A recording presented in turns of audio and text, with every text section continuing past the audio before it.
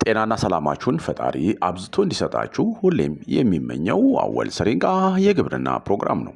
አወል ሰሪንጋ የግብርና ፕሮግራም ሁልጊዜ ስለ ግብርና ብቻ ግንዛቤ እየፈጠረ ያለ ቋሚ ፕሮግራም ነው። አወል ሰሪንጋ የግብርና ፕሮግራም ዛሬ ይዤ የመጣሁት ስለ ግሽጣ ፍራፍሬ እጽዋት ነው ያገኘሁትን መረጃ የማካፍላችሁ።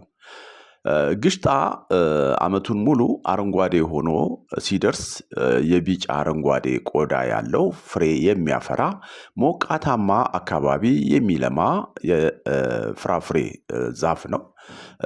ግሽጣን በሀገራችን ለማምረት በጣም ሞቃታማና እርጥበት አዘል በሆኑ አካባቢዎች እንደ ድሬዳዋ፣ ጋምቤላ ወይም ደግሞ የኦሮሚያ ዝቅተኛ ቦታዎች ላይ በስፋት እየለማ ይገኛል።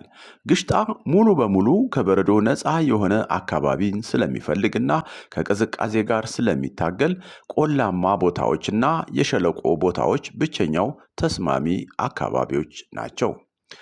ይሄን ካልኩኝ አንዳንድ ተስማሚ ሁኔታዎችን ደግሞ ዘርዘር አድርጌን ልግለጽላችሁ። ተስማሚ የሙቀት መጠንና ከፍታ ግሽጣ እርጥበት አዘል በሆኑ ሞቃታማ ወይም ከፊል ሞቃታማ የአየር ጠባዮች ውስጥ በሰፊው ይመረታል። ቅዝቃዜን መቋቋም ስለማይችል በአብዛኛው ዝቅተኛ ቦታዎች ላይ ማለትም ከ1500 ሜትር በታች ያሉ አካባቢዎች ላይ እንድናለማ ይመከራል። ስለሆነም ሞቃታማና ከፊል ሞቃታማ የአየር ንብረት ለጤናማ እድገትና ፍራፍሬ ልማት ሙሉ የፀሐይ ብርሃን ይፈልጋል። በተለይም በተከላና በአበባ ወቅት መደበኛ በሆነ መልኩ ውሃ ይፈልጋል። ተስማሚ የአፈር ሁኔታውን ስናይ ግሽጣ በደንብ ውሃ የሚያፋስስ ወይም ውሃ የማይቋጥር ለም አሸዋማ ወይም ለም አፈር የሚመርጥ ሲሆን የአፈር ፒኤች መጠኑ ከ5.5 እስከ 7.5 ቢሆን ይመከራል። በደረቅ ወቅቶች ወጥ የሆነ ውሃ ማጠጣት አስፈላጊ ነው። ነገር ግን የስር መበስበስን ለመከላከል አፈሩ ውሃ የተጠራቀመበት መሆን የለበትም። ግሽጣ በዘርም ሆነ ግራፍት በተደረገ ዛፍ መልማት ወይም መባዛት ይችላል። ከዘር የምንነሳ ከሆነ ዘሮችን ከበሰለ ግሽጣ አውጥተን 2.5 ሴንቲሜትር ጥልቀት ባለው ቦታ እንተክላቸዋለን። ከ15 እስከ 30 ቀናት ውስጥ ይበቅላሉ። በዚህ ሂደት ፍሬ ለማፍራት ከ3 እስከ 5 ዓመታት ሊወስድበት ይችላል። ግራፍት ከተደረጉ ዛፎች የተነሳን ከሆነ ደግሞ ለፈጣን ምርት ማለትም ከ1 እስከ 2 ዓመት ውስጥ ፍሬ ለማፍራት እና የተሻለ የበሽታ ተቋቋሚ ዛፍ ለመፍጠር ግራፍት የተደረጉት ተመራጭ ናቸው። ግራፍት የተደረጉ ዛፎችን ከተፈቀደለት የአካባቢው የችግኝ ማቆኛ ልንገዛ ይገባል። በሁለት ዛፎች መካከል ሊኖር የሚገባው ክፍተት ደግሞ ከ5 እስከ 6 ሜትር ርቀት እንዲኖረው ይመከራል። ምክንያቱም ጥሩ የአየር ዝውውር እና የፀሐይ ብርሃን እንዲያገኝ ስለሚፈለግ። ስንተክል ሊኖረው የሚገባው ክፍተት ያው ቅድም ነግሬያችኋለሁ። 5 በ6 ሜትር መሆን አለበት ብያችኋለሁ። ይህም ያው በቂ የፀሐይ ብርሃን፣ የአየር ፍሰትና ቀላል የፍራፍሬ በቀላሉ ፍራፍሬውን መልቀም እንድንችል የሚያስችል ክፍተት እንዲኖር ነው። ስንተክል ግን ዝናባማ ወቅትን መጀመሪያ ላይ ዝናብ እንደገባ ቢሆን ይመከራል። ወይም ደግሞ ከተተከሉ በኋላ አዘውትሮ ውሃ ልናጠጣ ይገባል። ከመትከላችን በፊት የላይኛውን አፈር በደንብ ከበሰበሰ ፍግ ጋር ቀላቅለን ቢሆን ይመከራል። እርጥበትን ለመጠበቅ እና አረሞችን ለማፈን መልቺንግም ብንጠቀም በግንዱ ዙሪያ ማለት ነው። ጠንካራ የዛፍ መዋቅር ለመገንባት በትንሹ ከርከም አድርገን ልንከረክም ይገባል። ይህም ደግሞ ምንድነው? በተለይ ምርት ከሰበሰብን በኋላ ቢሆን ይመከራል። ተባዮችንና በሽታዎችን ልንከታተልና ቀደም ብለን እንቆጣጠር ይገባል። ለተሻለ የፍራፍሬ ምርት ረዘም ላለ ጊዜ ደረቅ ወቅት ላይ ሲመጣ ውሃ ብናጠጣ ይመከራል። ከማዳበሪያ አኳያ የግሽጣ ዛፍ በቂ ማዳበሪያ ይፈልጋል። ስለሆነም በተለይ ኦርጋኒክ ማዳበሪያና ኦርጋኒክ ቁሳቁሶችን መጠቀም ይመከራል። የአፈርን እርጥበት ለመጠበቅና አረሞችን ለመግታት በዛፉ ግርጌ ዙሪያ ኦርጋኒክ መልች እንድናደርግ ይመከራል። ከግንዱ ላይ የሞቱ ወይም የደረቁ ቅድም ገልጬላችኋለሁ እንጨቶችን ለማስወገድ የዛፍ ፍሰትን ለማሻሻል በቀላሉ ፍራፍሬውን ለመልቀምና ቁመቱን ለመቆጣጠር ምርት ከሰበሰብን በኋላ ወዲያው ዛፉን በትንሹ ልንከረክም ወይም ፕሩን ልናደርግ ይገባል። የግሽጣ ዛፎች ፐርፌክት አበባዎች እንዳሏቸው መረጃው ይገልጻል። ፐርፌክት ማለት ይህም ማለት ምንድነው? የወንዴውም ሆነ የሴቷ አበባ ክፍል በአንድ አበባ ላይ የሚገኝ እንደማለት ነው። ነገር ግን ተፈጥሯዊ በሆነ ምክንያት የአበባ ዱቄት ዝውውሩ ብዙ ጊዜ ደካማ ነው። በዚህ ምክንያት ቅርጹ ወደ ሾጣጣ ፍራፍሬዎች ያመራል።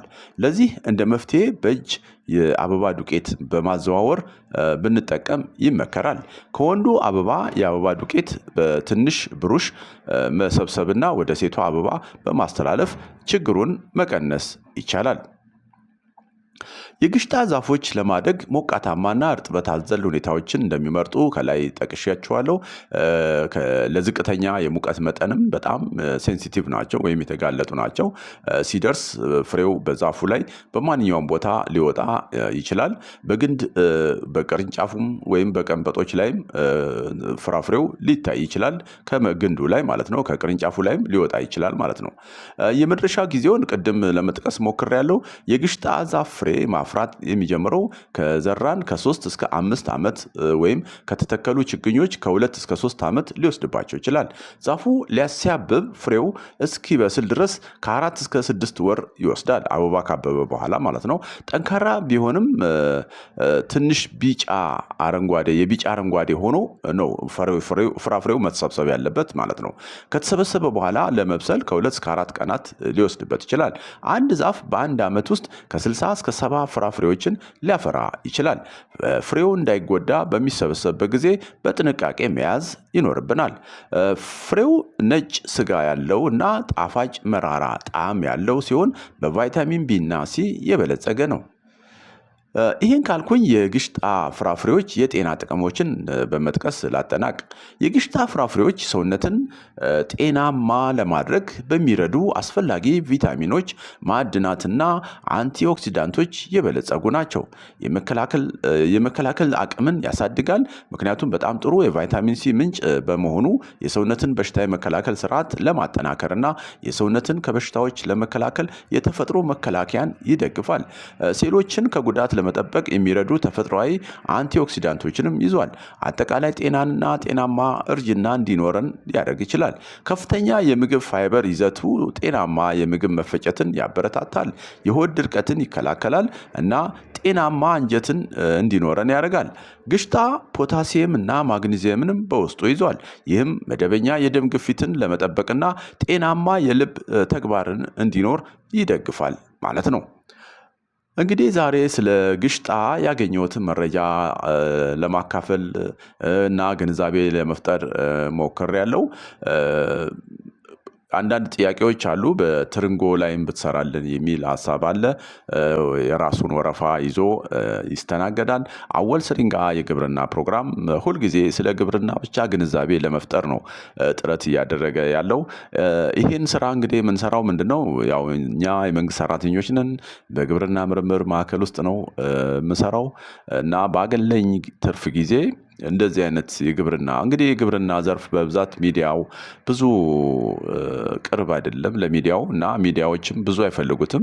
እንደው እንደ መስቀል ወፍ በዓመት አንዴ ምናልባት የመስክ ቀን ሲዘጋጅ እንደዚህ ካልሆነ በስተቀር በተለያዩ ፕሮግራሞች ተዘጋጅተው በተለያዩ ሰብሎች በተለያዩ አትክልትና ፍራፍሬ እጽዋቶች ላይ ያለውን ግንዛቤ የመፍጠር እንትን ብዙ አይታይምና ያንን ብሬክ ለማድረግ ነው አወል ስሪንቃ የግብርና ፕሮግራም በዚህ መልክ እያስተላለፈ ፕሮግራም እያዘጋጀ ያለው ማለት ነው። ስለሆነም በግብርና ላይ ትኩረት ያደረጋችሁ እናንተ እንድትከታተሉ ተጋብዛችኋል። ይህም ፕሮግራም እንዲጠናከር ሰፖርት ማድረግ እንፈልጋለን ምትሉም ካላችሁ እንደዚሁ አወል ስሪንቃ የግብርና ፕሮግራም በሩ ክፍት ነው። እንደተለመደው እንግዲህ አወል ስሪንቃ የግብርና ፕሮግራም ለሀገራችን ሰላም ይመኛል። ሀገራችን ከዳር እስከ ዳር ሰላማዋ ብዝት ይበል። አሜን። ቻው